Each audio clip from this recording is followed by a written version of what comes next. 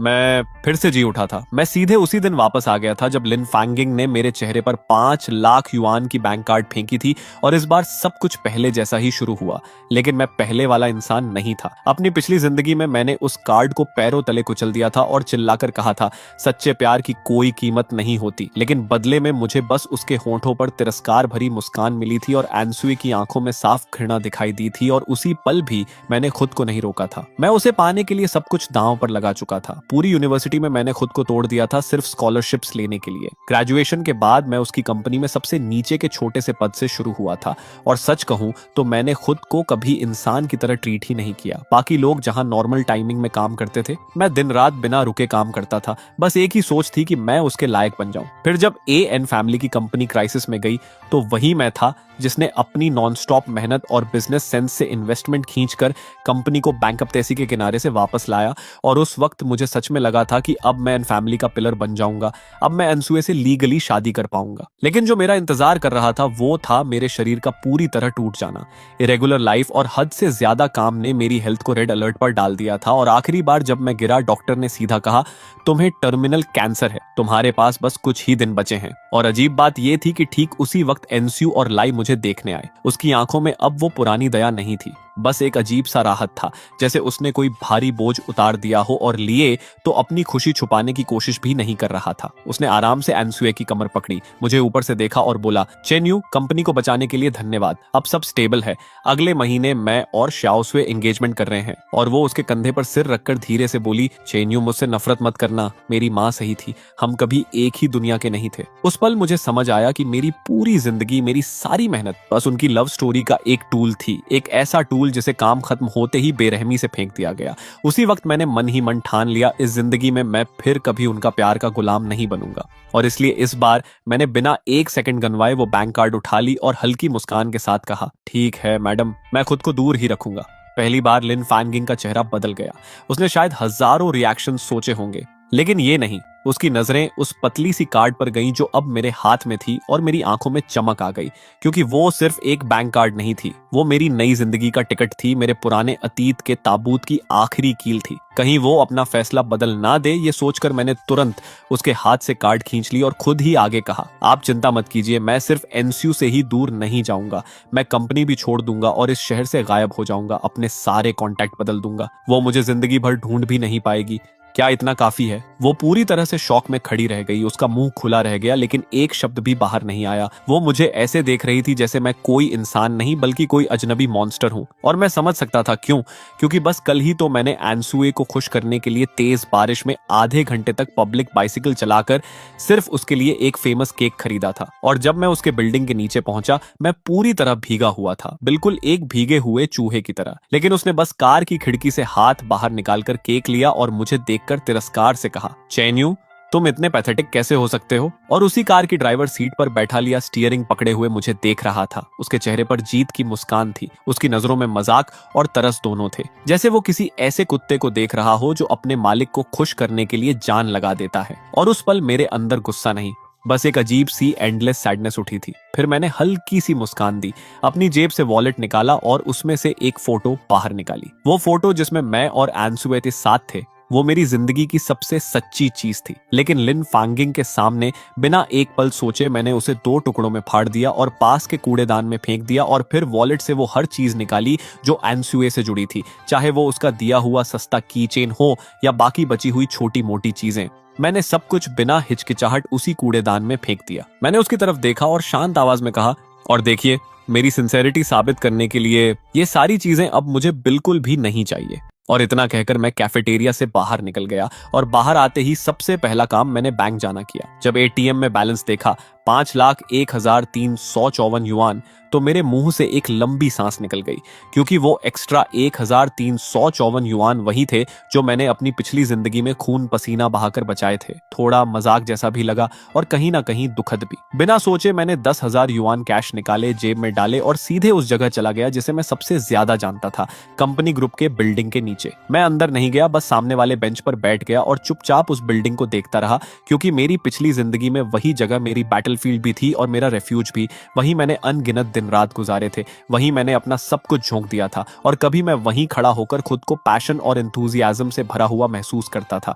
मुझे लगता था कि मैंने अपना फ्यूचर अपने हाथ में ले लिया है। लेकिन अब जब पीछे मुड़कर देखता हूं तो समझ आता है कि मैं उस बिल्डिंग के अंदर बस एक रिप्लेसेबल पार्ट था, एक ऐसा डेडिकेटेड वर्कर जो दिन रात दूसरों के लिए काम करने वाला एक बेवकूफ था। तभी मेरा फोन वाइब्रेट हुआ। मैसेज था एंसुए का। चेन्यू, क्या मेरी माँ तुमसे मिलने आई थी? उसकी बातों पर ध्यान मत देना, वो हमेशा ऐसी ही होती है। मेरा इंतजार करना, आज रात मैं तुमसे मिलने आऊंगी, हमें सीरियसली बात करनी है। शो की तरीकी है। और उसके तुरंत बाद दूसरा मैसेज आया, मैंने बॉसन फ्रीटोस लिए हैं, तुम्हारे फेवरेट, आज रात तुम्हारे लिए लेकर आऊंगी। मैंने स्क्रीन पर उन शब्दों को देखा और अंदर से एक गहरी घिन महसूस हुई। वही पुराना साइकोलॉजिकल गेम, पहले चोट पहुंचाओ, फिर थोड़ा प्यार दिखाकर कंट्रोल करो, सस्ती सी टेंडरनेस देकर तुम्हें यह महसूस कराओ कि तुम इंपॉर्टेंट हो, ताकि तुम खुद ही उसके लिए सब कुछ कुर्बान कर दो। मेरी पिछली जिंदगी में मैं पूरी तरह उसके कंट्रोल में था।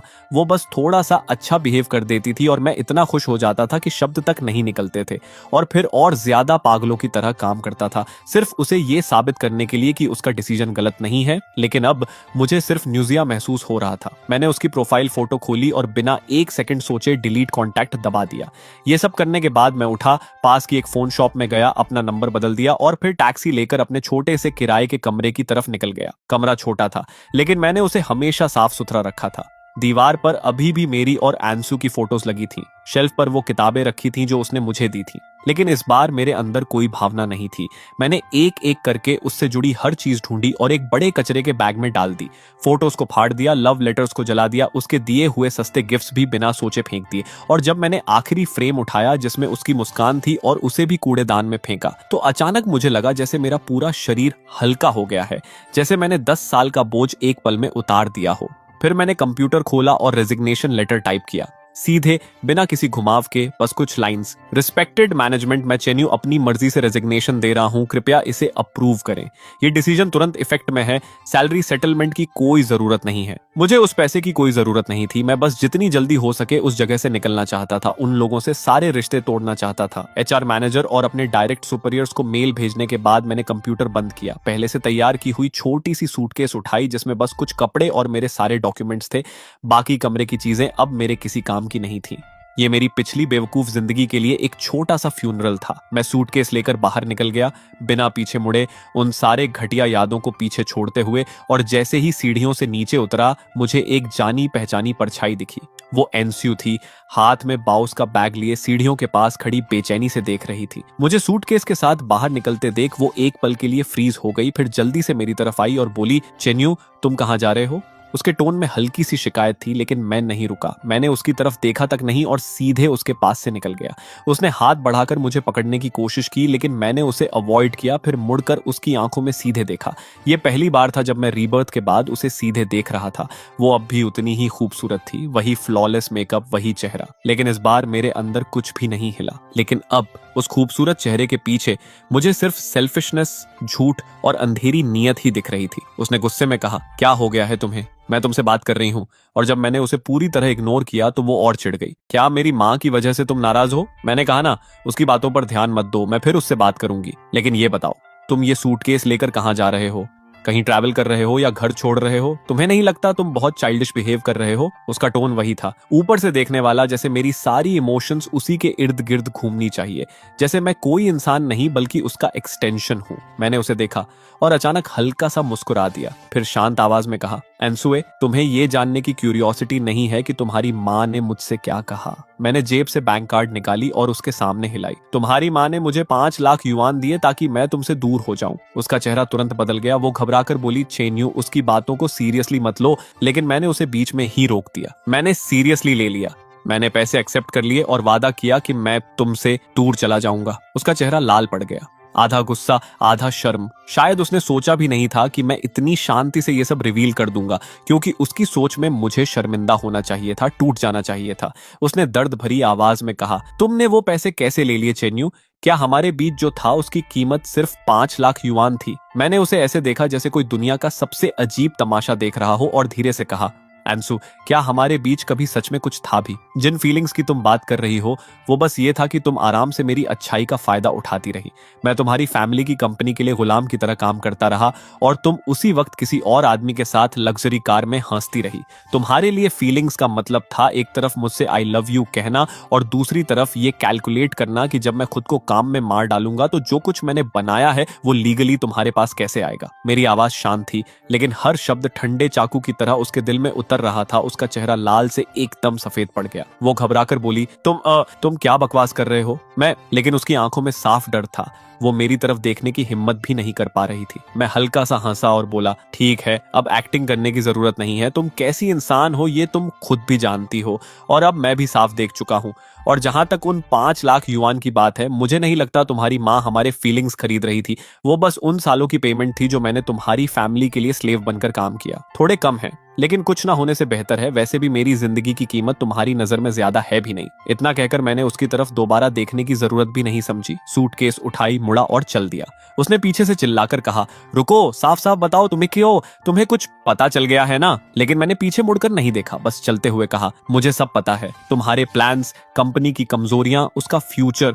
मुझे ये भी पता है कि कैसे तुम लोग ऊपर से सीधे नीचे गिरोगे और सब कुछ टूट जाएगा। और मैं उस वक्त सबसे ऊंची जगह पर खड़ा होकर ये सब बाहर से ठंडे दिमाग से देख रहा होऊंगा। मैंने एक टैक्सी रोकी और सीधे एयरपोर्ट चला गया। वो शहर जहां मैंने इतने साल बिताए थे धीरे धीरे पीछे छूटता गया। मैंने अपना नया फोन निकाला और सीसन पना की टिकट बुक कर ली। कोई खास रीजन नहीं था, बस एक ऐसी जगह जाना चाहता था जहां मौसम गर्म हो और मैं पूरी तरह रिलैक्स कर सकूं। आज से मैं सिर्फ अपने लिए जीने वाला था। और जहां तक आंसुए और उसके सारे झूठे रिश्तों का सवाल है, वो सब अतीत में सड़ते रहे।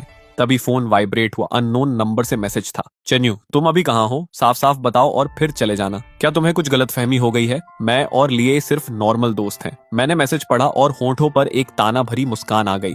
नॉर्मल दोस्त जो मिलकर मुझे इस्तेमाल करते रहे, नॉर्मल दोस्त जो मेरे मरने का इंतजार कर रहे थे ताकि सब कुछ अपना बना सके। मैंने बिना सोचे उस नंबर को ब्लॉक कर दिया और फोन बंद कर दिया। खिड़की के बाहर शाम ढल रही थी। आसमान गहरे नारंगी रंग में रंग चुका था और मेरी नई जिंदगी शुरू हो चुकी थी। सीसन पना की हवा नम और गर्म थी जिसमें मिट्टी और जड़ी बूटियों की खुशबू घुली हुई थी। मैंने पेड़ों के बीच छिपे एक छोटे से हॉस्टल में कमरा लिया जहां खिड़की खोलते ही हर तरफ हरियाली दिखाई देती थी। और उस पहले दिन मैंने कुछ भी नहीं किया, बस सोता रहा। मैं सुबह से रात तक सोता रहा और फिर रात से अगली सुबह तक, जैसे मैं अपनी पिछली जिंदगी की सारी खोई हुई नींद एक ही बार में वापस लेना चाहता हूं। और जब मेरी आंख खुली तो मुझे ऐसा लगा जैसे मेरा पूरा शरीर फिर से जिंदा हो गया है। वो थकान जो हड्डियों तक घुस चुकी थी, उसका नामो निशान तक नहीं था। मैंने अपना पुराना फोन चालू किया जो काफी समय से बंद पड़ा था और जैसे ही वो ऑन हुआ, अनगिनत मैसेजेस और मिस्ड कॉल्स एक लहर की तरह मेरे सामने आ गए और उनमें से ज्यादातर एनस्यू और उसकी करीबी सहेलियों के थे। चेन्यू, तुम कहाँ हो? अभी कॉल करो। ओए चैन, तुम अभी भी आदमी हो या नहीं? अगर कुछ है तो सामने आकर बात करो। ऐसे गायब हो जाना क्या होता है? चेन्यू, चाओसू तो तुम्हारी वजह से पागल होने वाली है। जल्दी वापस आओ, बच्चा मत बनो। मैं एक एक करके सारे मैसेजेस पढ़ता गया लेकिन मेरे चेहरे पर कोई एक्सप्रेशन नहीं आया। और उन्हीं के बीच एचआर डिपार्टमेंट के भी कुछ मैसेजेस थे। हमें तुम्हारा रेजिग्नेशन मिला है लेकिन प्रोसेस फॉलो करना जरूरी है। इस तरह बिना नोटिस के जाना जॉब अबैंडनमेंट माना जाएगा। कंपनी तुम्हारे खिलाफ एक्शन ले सकती है। चेन्यू, डायरेक्टर तुम्हें तुरंत वापस आने का ऑर्डर दे रहे हैं। एक इंपॉर्टेंट प्रोजेक्ट तुम्हारे बिना नहीं चल सकता। अगर तुम वापस नहीं आए तो कंपनी इसे वॉलंटरी अबैंडनमेंट मानेगी और तुम्हारे प्रोफेशनल रिकॉर्ड पर असर पड़ेगा। पहले धमकी, फिर मीठी बातें, वही पुराने ट्रिक्स। मैं हल्का सा हंसा और बिना सोचे सारे मैसेजेस डिलीट कर दिए। फिर मैंने एक नया सिम निकाला और उस स्टॉक अकाउंट में लॉगिन किया जिसे मैंने काफी समय से यूज नहीं किया था। उसमें अब भी थोड़ा पैसा पड़ा था जो मैंने यूनिवर्सिटी में पार्ट टाइम काम करके बचाया था। मैं कंप्यूटर की स्क्रीन को ध्यान से देखता रहा और मेरी पिछली जिंदगी की यादें तेजी से दिमाग में घूमने लगी। रिबर्थ का सबसे बड़ा फायदा यही था, इंफॉर्मेशन की क्लैरिटी। मुझे साफ पता था कि आने वाले सालों में कौन सी स्टॉक्स उछलेंगी, कौन से सेक्टर्स ट्रेंड बनेंगे। मैंने 5 लाख युआन को 2 हिस्सों में बांटा। 2 लाख बिना एक पल गंवाए एक ऐसी टेक स्टॉक में इन्वेस्ट कर दिए जिसे उस वक्त कोई नहीं जानता था। लेकिन 6 महीने बाद एक टेक्निकल ब्रेक थ्रू की वजह से उसकी कीमत 10 गुना से भी ज्यादा बढ़ने वाली थी। और बाकी के 3 लाख मैंने अलग अलग इंटरमीडियरी चैनल्स के जरिए बिटकॉइन में कन्वर्ट कर दिए। सब कुछ खत्म करने के बाद मैंने कंप्यूटर बंद किया और आराम से स्ट्रेच किया। अब बस शांति से इंतजार करना था उस बीज के अंकुरित होने का और फल देने का। और तब तक मैं वो जिंदगी जीने वाला था जो मैं कभी जी ही नहीं पाया। अगले 1 महीने तक मैंने खुद को पूरी तरह रिलैक्स कर दिया। सिसोअनपाना के गांवों में घूमता रहा, हाथियों की सवारी की, रिचुअल्स देखे, लोकल्स के साथ राइस वाइन पी, हाथों से खाना खाया, ट्रॉपिकल बोटानिकल गार्डन्स में गया जहां अजीब अजीब आकार के पौधों को देखकर मुझे नेचर की असली खूबसूरती समझ आई। मैंने एक मोटरसाइकिल रेंट की और पहाड़ों की घुमावदार सड़कों पर बिना किसी मंजिल के चलता रहा। हवा मेरे कानों में सीटी बजाती हुई गुजरती थी और साथ ही मेरी सारी परेशानियां और थकान भी उड़ा ले जाती थी। अब मैं वो चेन यू नहीं था जो हमेशा प्लान्स और प्रोजेक्ट्स में दबा रहता था, ना ही वो जो अपनी गर्लफ्रेंड को खुश करने के लिए खुद को मिटा देता था। अब मैं था, एक फ्री सोल जो सिर्फ अपने लिए जी रहा था। उस दौरान कभी कभी मैं अपना पुराना फोन चालू करता था, सिर्फ ये देखने के लिए कि उन लोगों का रिएक्शन क्या है, और धीरे धीरे एनसुए के मैसेजेस बदल गए। पहले चिंता और गुस्सा, फिर विनती और अपमान तक। चेन्यू, मुझसे गलती हो गई, क्या तुम वापस आ सकते हो? हम फिर से शुरू करते हैं। लिए और मेरे बीच सच में कुछ नहीं है, मुझ पर भरोसा करो। उस दिन वो खुद मुझे घर छोड़ने पर जिद कर रहा था। इन दिनों तुम्हारे बिना मुझे समझ आया कि मैं तुम्हारे बिना नहीं रह सकती। जल्दी वापस आओ, मुझे तुम्हारी बहुत याद आ रही है। अगर ये सब मेरी पिछली जिंदगी में होता तो मैं इन शब्दों को पढ़कर पिघल चुका होता, पहली फ्लाइट पकड़कर वापस भागता और उसके सामने घुटनों पर बैठकर माफी मांगता। लेकिन अब मुझे ये सब बस हास्यास्पद लग रहा था, क्योंकि उसे मेरी याद नहीं आ रही थी। उसे उस इंसान की याद आ रही थी जो हमेशा उसकी बात मानता था, जो उसकी फैमिली के लिए गुलाम की तरह काम करता था, जो उसकी हर प्रॉब्लम सॉल्व करता था। उसे मेरी नहीं, एक टूल की जरूरत थी। मैंने उसे कोई जवाब नहीं दिया, बस चुपचाप उसके इस वन मैन परफॉर्मेंस को दिलचस्पी से देखता रहा। 1 महीने बाद मैं चंटू उड़कर गया और वहां जाकर मैं पूरी तरह एक बेफिक्र इंसान बन गया। हर दिन बस खाता रहता। हॉट पॉट, रोस्टेड स्क्यूअर्स, जो चीजें मैंने अपनी पिछली जिंदगी में सिर्फ फूड शोज में देखी थी, अब मैं उन्हें खुद टेस्ट कर रहा था। हर गली में घूमता, हिनले स्ट्रीट पर टहलता, पीपल्स पार्क की चाय की दुकानों में बैठकर टी सेनकाई का मजा लेता। और ये स्लो पेस्ड, साधारण लेकिन असली जिंदगी वाला रिदम मुझे पूरी तरह अपने अंदर खींचता चला गया। फिर 1 और महीना बीत गया और तभी वो कॉल आया जिसका मुझे पहले से इंतजार था। संगवे का, जो एन ग्रुप में मेरा इकलौता दोस्त था, एक शांत स्वभाव का टेक्नीशियन जिसने मेरी पिछली जिंदगी में भी सबके मुझे अलग कर देने के बाद भी मुझसे बात करना नहीं छोड़ा था। उसने हिचकिचाते हुए पूछा, ब्रदर यू, तुम अभी कहाँ हो? मैंने कैजुअली कहा, ट्रैवल कर रहा हूँ। क्यों, कुछ हुआ क्या? उसने थोड़ा रुककर पूछा, क्या तुम सच में कंपनी छोड़कर चले गए? मैंने सीधा जवाब दिया, हाँ, रिजाइन कर दिया। दूसरी तरफ कुछ सेकंड की खामोशी रही, फिर उसने धीमी आवाज में कहा, ब्रदर यू, मुझे लगता है कंपनी में कुछ गड़बड़ होने वाली है। मैंने भौं उठाकर फेक सरप्राइज दिखाया। क्या गड़बड़? सब तो ठीक चल रहा था ना? वो गहरी सांस लेकर बोला, अरे मत पूछ, तुम्हारे जाने के बाद जिनसन प्रोजेक्ट जो तुम संभाल रहे थे, डायरेक्टर आन ने लिए को दे दिया। और फिर उसका टोन गुस्से से भर गया। वो आदमी पूरी तरह बेकार है, बस आदेश देना जानता है, उसे कुछ आता नहीं। उसने तुम्हारे इतने मेहनत से बनाए प्रोजेक्ट प्लान को पूरी तरह बर्बाद कर दिया। ऊपर से कह रहा था कि तुम्हारा प्लान बहुत कंजर्वेटिव है, उसे इंटरनेट थिंकिंग लगानी चाहिए। और नतीजा ये हुआ कि फर्स्ट फेज डेमो पूरी तरह फेल हो गया। पार्टनर्स बहुत नाराज हैं। उन्होंने कहा कि हम अनप्रोफेशनल हैं और कोऑपरेशन रीथिंक कर रहे हैं। अब पूरी कंपनी उलट पुलट हो गई है। डायरेक्टर अंत तक स्ट्रेस में अल्सर्स निकाल चुके हैं। मैंने चाय का कप उठाया, हल्के से ऊपर तैरती पत्तियों को फूंक मारकर हटाया और मेरे होंठों के कोने पर एक हल्की सी मुस्कान आ गई। सब कुछ बिल्कुल वैसा ही हुआ जैसा मैंने सोचा था। जिनसन प्रोजेक्ट एएन ग्रुप का आने वाले सालों का कोर प्रोजेक्ट था। वो मास्टरपीस जिसे मैंने अपनी पिछली जिंदगी में पूरी जान लगाकर बनाया था, उसकी कोर टेक्नोलॉजी और इंप्लीमेंटेशन प्लान सिर्फ मुझे ही पूरी तरह समझ आता था। और जाते वक्त मैंने जानबूझकर कुछ बैकडोर्स छोड़े थे जिन्हें सिर्फ मैं ही समझ सकता था। साथ ही कुछ ऐसे पॉइंट्स भी जो ऊपर से छोटे लगते थे लेकिन असल में क्रिटिकल टेक्निकल नोट्स थे। वो मीडियरी लाइक अभी उन्हें पहचान ही नहीं सकता था और क्रेडिट लेने की उसकी जल्दी में वो जरूर सब कुछ बदलने की कोशिश करेगा और उसकी कीमत चुकाएगा। सैंगवे की आवाज अब और अर्जेंट हो गई। ब्रदर यू, अनसुए और बाकी सब तुम्हें हर जगह ढूंढ रहे हैं। आज तो एनसुए खुद कंपनी आई थी मुझसे पूछने कि तुम्हें कहां ढूंढे। ब्रदर यू, क्या तुम्हें वापस आकर देखना नहीं चाहिए? मैं ठंडी हंसी हंसा। वापस क्यों जाऊं उस बेकार इंसान का मैस साफ करने के लिए? वो फिर भी बोला, लेकिन वो जगह तुम्हारे लिए बहुत इंपॉर्टेंट थी और एनसुए भी। अभी मैंने उसे बीच में ही रोक दिया। एनसुए और मैं खत्म हो चुके हैं। एन फैमिली की कंपनी अब जिए या मरे उसका मुझसे कोई लेना देना नहीं है। वो शौक में आ गया। खत्म कब? मैंने शांत होकर कहा, जिस दिन मैं वहां से गया उन्हीं को बानिए को मैं उसी दिन। और फिर साफ शब्दों में कहा, आगे अगर वो लोग तुम्हें ढूंढें तो बस कह देना कि तुम्हें कुछ नहीं पता और इन बातों के लिए मुझे दोबारा कॉल मत करना। इतना कहकर मैंने कॉल काट दिया क्योंकि संगवे अच्छा इंसान था और मैं उसे इस सब में घसीटना नहीं चाहता था। ये बदला सिर्फ मेरा था। मैं बैम्बू चेयर पर पीछे टिक गया, ऊपर फैले धुंधले आसमान को देखता रहा, लेकिन मेरे अंदर एक अजीब सी हल्की रोशनी थी। एनसुए और लिए, इस पूरे नाटक का दूसरा एक्ट अब शुरू होने वाला था। अगले कुछ दिनों में मैंने खुद को पूरी तरह पास्ट से डिस्कनेक्ट कर लिया, चेंटू के आसपास घूमता रहा और हर नए लैंडस्केप के साथ मेरी सोच और खुलती गई। मेरा मन शांत होता गया। मेरी पिछली जिंदगी का रिजेंटमेंट एक भारी पत्थर की तरह मेरे सीने पर रखा था, लेकिन अब वो धीरे धीरे टूट रहा था, धूल बनकर हवा में उड़ता जा रहा था। अब मैं सिर्फ बदले के लिए नहीं जी रहा था, मैं इस नई जिंदगी को जीने के लिए जी रहा था जो मुझे इतनी मुश्किल से मिली थी। और बदला, वो तो बस इस सफर का एक छोटा सा डेजर्ट था जो इस पूरी जर्नी को और भी खास बना रहा था। 2 महीने बाद जिन 2 लाख युआन को मैंने स्टॉक्स में लगाया था, वो 5 गुना बढ़कर सीधे 1 मिलियन बन चुके थे, और मैंने बिना एक पल सोचे सब बेच दिए। फिर अपने मेमोरीज के हिसाब से एक और फार्मास्यूटिकल सेक्टर की स्टॉक में इन्वेस्ट कर दिया जो जल्द ही एक्सप्लोड होने वाली थी, और जो बिटकॉइंस मैंने पहले खरीदे थे वो भी धीरे धीरे ऊपर चढ़ने लगे। सब कुछ बिल्कुल वैसे ही हो रहा था जैसा मैंने प्लान किया था।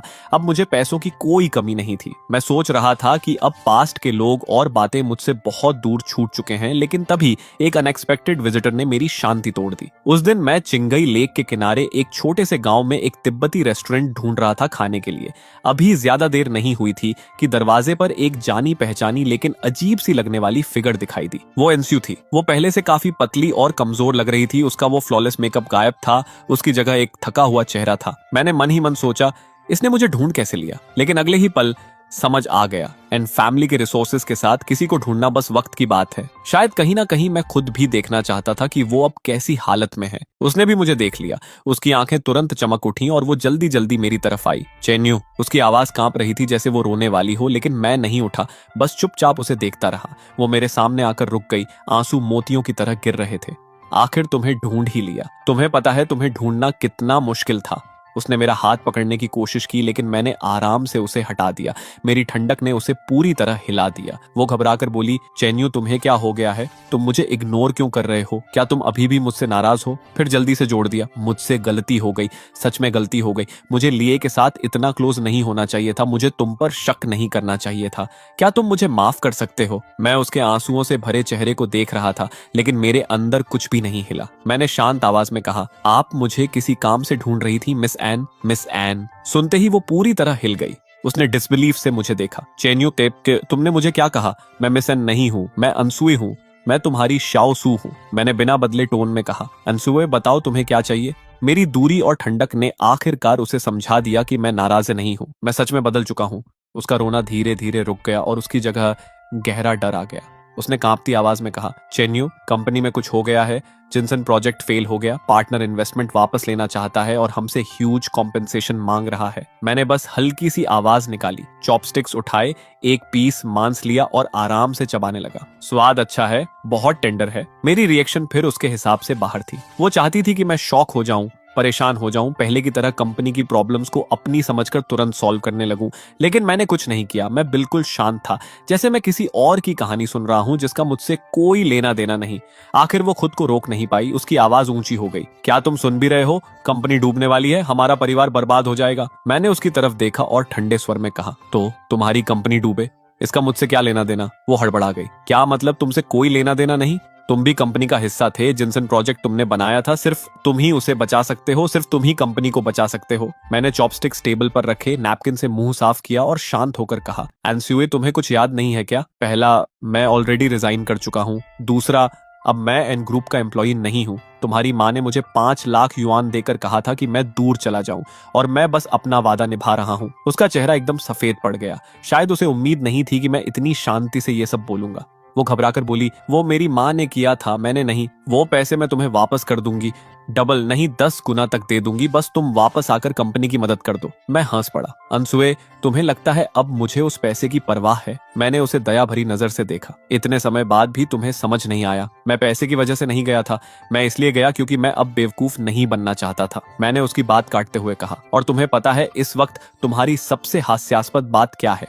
तुम खुद लिमिट पर पहुंच चुकी हो और मुझसे मदद मांगने आई हो, लेकिन फिर भी तुम्हारा एटीट्यूड वही है, जैसे सब कुछ तुम्हारा हक है। किस आधार पर तुम्हें लगता है कि मैं तुम्हारी मदद करूंगा? उन मजाक जैसे फीलिंग्स के आधार पर, या तुम्हारे इस खूबसूरत चेहरे के दम पर? मेरी हर बात ऐसे थी जैसे सीधा उसके दिल में धंसती हुई एक ठंडी छुरी। शायद उसे कभी किसी ने इस तरह इंसल्ट नहीं किया था। आखिर वो हमेशा से वो प्रिंसेस रही थी जिसे हर कोई चेस करता था। वो मुझे देख रही थी, उसके होंठ कांप रहे थे, लेकिन काफी देर तक उसके मुंह से एक शब्द भी नहीं निकला। मुझे लगा था कि वो शर्म से मुड़कर चली जाएगी, लेकिन उसने ऐसा नहीं किया, क्योंकि जब हकीकत का बोझ इतना भारी हो तो सेल्फ रिस्पेक्ट जैसी चीज की कीमत खुद ही गिर जाती है। उसने गहरी सांस ली, मेरे करीब आई, थोड़ा झुकी और ऐसी आवाज में बोली जो मैंने उससे पहले कभी नहीं सुनी थी, लगभग एक विनती करने वाली। चेन्नू, मैं तुमसे रिक्वेस्ट करती हूँ, बस तुम मेरी मदद कर दो। तुम जो कहोगे मैं वो करूंगी। उसकी आवाज कांप रही थी और उसकी आंखों में बेबसी और अंदर का संघर्ष साफ दिख रहा था। मैं कुर्सी पर पीछे टिक गया और मेरे होंठों पर एक रहस्यमयी मुस्कान आ गई। कुछ भी, वो एक पल के लिए जम गई। उसे साफ समझ आ गया था कि मैं क्या इशारा कर रहा हूँ। उसके चेहरे पर एक पल के लिए शर्म और अंदरूनी जंग साफ दिखी। उसने नीचे होंठ को हल्का सा काटा और धीरे से सिर हिला दिया। मैं हल्का सा मुस्कुराया। एक वक्त था जब उसका हाथ पकड़ते हुए भी मैं हिचकता था, डरता था कि कहीं उसे बुरा ना लग जाए, और आज वही लड़की खुद को एक सौदे की चीज बना रही थी। मैंने ठंडे स्वर में कहा, सिर्फ बोलने से काम नहीं चलेगा, पहले अपनी सिंसेरिटी दिखाओ, और उंगली से अपने होंठों की तरफ इशारा किया। एक ऐसा इशारा जिसमें साफ ह्यूमिलिएशन था। उसका चेहरा तुरंत लाल हो गया। उसने मेरी आंखों में हैरानी से देखा। शायद उसने कभी सोचा भी नहीं था कि वो चेन्नू, जो कभी उसकी हर बात मानता था, जो उसके सामने आवाज तक नहीं उठाता था, आज इतनी बेशर्मी से डिमांड करेगा। आसपास बैठे लोग हमारी तरफ देखने लगे। उनकी क्यूरियस नजरें एनसुए पर सुइयों की तरह चुभ रही थीं और मेरी नजरें बस उसी पर टिकी थीं। उसका शरीर हल्का सा कांप रहा था। मैं समझ सकता था कि उसके अंदर कैसी जंग चल रही है। एक तरफ उसके परिवार का फ्यूचर, उनकी लग्जरी लाइफ, और दूसरी तरफ उसका बचा खुचा सेल्फ रिस्पेक्ट। मैंने उसे प्रेस नहीं किया, बस चुपचाप देखता रहा, और आखिरकार उसने फैसला कर लिया। उसने कांपते हुए आंखें बंद की और धीरे धीरे मेरी तरफ झुकी। उसके होंठ ठंडे और सख्त थे, उनमें एक कड़वा सा स्वाद था,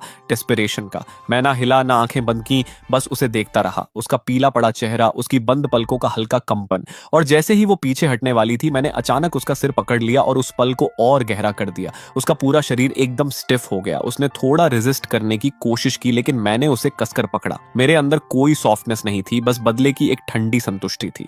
कुछ देर बाद मैंने उसे छोड़ दिया। वो 2 कदम पीछे लड़खड़ाकर हट गई। उसने भारी आवाज में पूछा, अब ठीक है?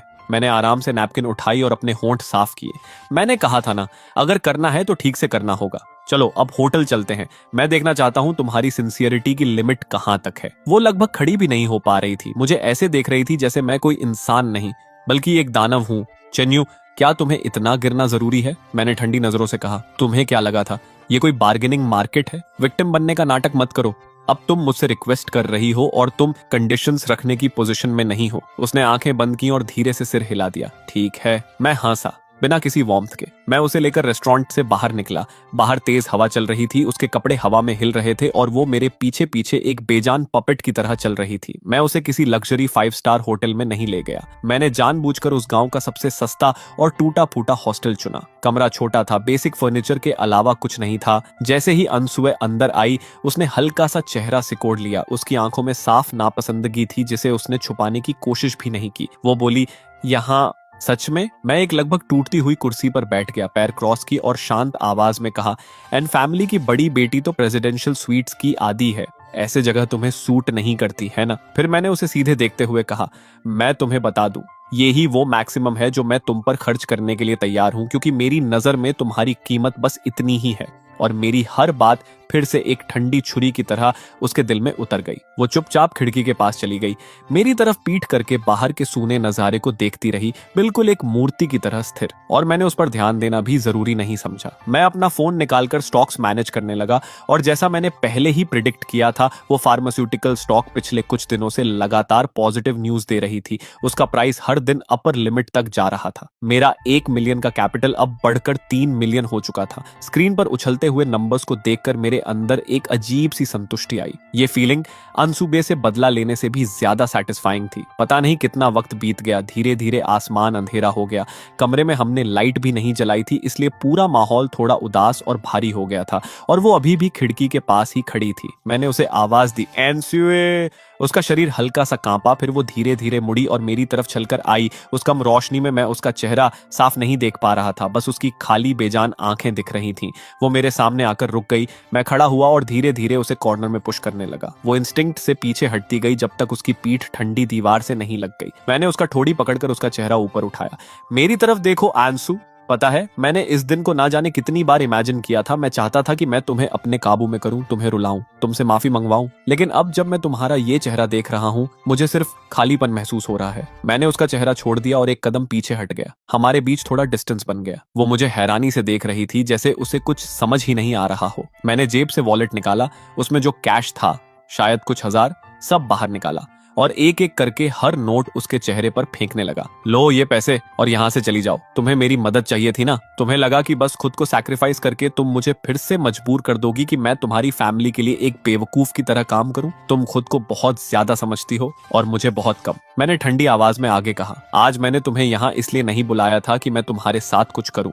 मैं बस तुम्हें दिखाना चाहता था कि तुम्हारा ये सैक्रिफाइस जो तुम्हें इतना बड़ा लगता है, मेरी नजर में कितना सस्ता और हास्यास्पद है। उसके चेहरे पर पहले शॉक आया, फिर ह्यूमिलिएशन, और फिर वो पूरी तरह टूट गई। वो जमीन पर गिर गई, दोनों हाथों से अपना चेहरा ढक लिया और जोर जोर से रोने लगी। मैं बस उसे ठंडे दिल से देखता रहा। मेरे अंदर जरा भी दया नहीं थी, क्योंकि जो कुछ उसके साथ हो रहा था वो उसके अपने ही एक्शंस का नतीजा था। मैं मुड़ा, कमरे का दरवाजा खोला और बिना पीछे देखे बाहर निकल गया। जब मैं हॉस्टल के एंट्रेंस तक पहुंचा तो पीछे से उसकी टूटी हुई आवाज आई, चेन्यू तुम मेरे साथ ऐसा क्यों कर रहे हो? क्यों? मैं रुका, लेकिन पीछे नहीं देखा, बस शांत आवाज में कहा, यह रास्ता तुमने खुद चुना था, अब कभी पछताना मत। और इतना कहकर मैं लंबी चाल से आगे बढ़ गया, रात के अंधेरे में खो गया और पीछे उसकी रोने की आवाज धीरे धीरे खत्म होती चली गई।